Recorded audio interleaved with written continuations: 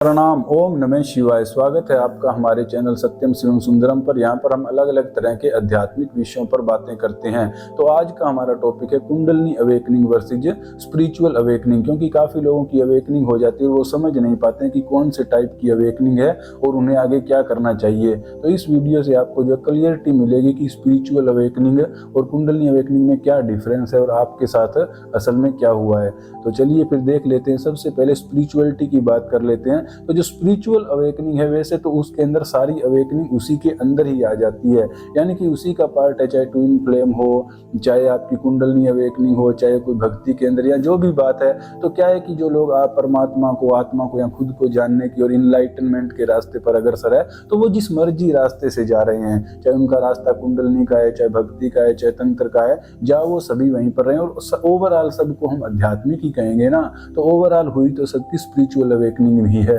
लेकिन फिर भी देखा जाए तो एक नॉर्मल जो स्पिरिचुअल अवेकनिंग है और कुंडलिनी अवेकनिंग जो है, उसके अंदर थोड़ा सा डिफरेंस है और वो हम देख लेते हैं। तो नॉर्मल स्पिरिचुअल अवेकनिंग के अंदर क्या होता है कि आदमी जो है खुद को जानना चाहता है, या आत्मा या परमात्मा, तो इस रास्ते पर वो आगे बढ़ता है। तो एक तो वो हो सकता है कि आदमी ने अपनी लाइफ में सब कुछ अचीव कर लिया और उसके बाद में वो आगे देख रहा है कि और क्या है, या खुद को जानने के बारे में। ऐसा हो सकता है अपना योग ध्यान कर रहा है, या किसी की लाइफ में कोई ड्रामा, कोई एक्सीडेंट हो जाता है जिससे वो शांत हो जाते हैं और अपने अंदर की ओर मुड़ जाते हैं, या किसी भी घटनाओं की वजह से लोग अपने अंदर मुड़ जाते हैं और उनकी स्पिरिचुअल अवेकनिंग होती है।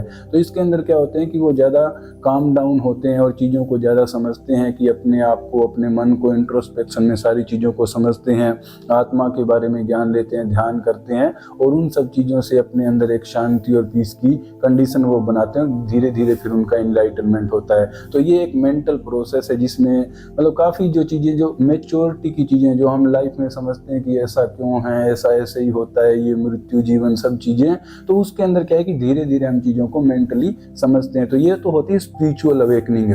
और जबकि दूसरी तरफ अगर बात की जाए कुंडलिनी अवेकनिंग की विशेष रूप से, तो कुंडलिनी अवेकनिंग के अंदर क्या होता है कि बेशक आपको ना लाइफ की इतनी समझ होती है जितनी स्पिरिचुअल अवेकनिंग वाले मामले में हम कह सकते हैं, ना इतना आपको ध्यान होता है कि आप कौन हो, या इतनी कोई अवेयरनेस भी आपके अंदर नहीं होती, और आपके शरीर के अंदर एनर्जी का एक्टिवेशन हो जाता है।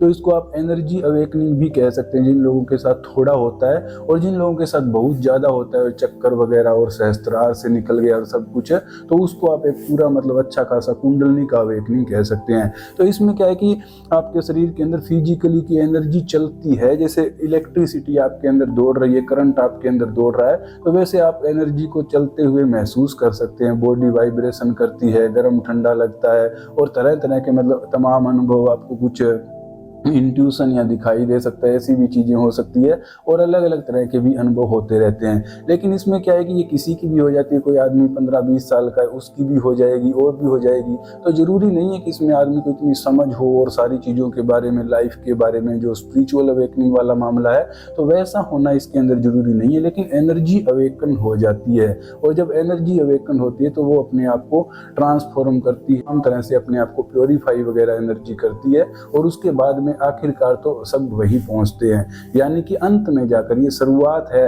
कि एक तो मेंटल चीज है, स्पिरिचुअल अवेकनिंग में आप मेंटली चीज़ों को समझते हैं, और यहाँ कुंडलिनी अवेकनिंग में क्या है कि एनर्जी आपके शरीर में अवेकन हो गई है। तो अब क्या है कि दोनों जब अंत में जाएंगे और इनलाइटनमेंट की तरफ, तो वहाँ पर तो दोनों रास्ते जो है वो मिल ही जाएंगे। यानी कि जो स्पिरिचुअली भी मतलब वैसे कर रहा है, तो उसके अंदर भी एनर्जी एक्टिवेट हो जाएगी, और जो एनर्जी वाले हिसाब से जाएगा वो भी अंत में जाकर इन स्पिरिचुअल चीज़ों को समझेगा ही समझेगा। तो दोनों रास्ते जा अलग अलग रहे, इनका आपको फर्क आपने देख लिया कि एक मेंटल चीज़ है और दूसरी जो है फिजिकल या एनर्जेटिक चीज हम उसको बोल सकते हैं। इसको आप ऐसे समझ सकते हैं कि मान लो आपको पेन हो रहा है। अभी स्पिरिचुअल जर्नी में पेन तो होता है, क्योंकि ट्रांसफॉर्मेशन इतना होता है, चाहे स्पिरिचुअल हो चाहे कुंडलिनी अवेकनिंग हो।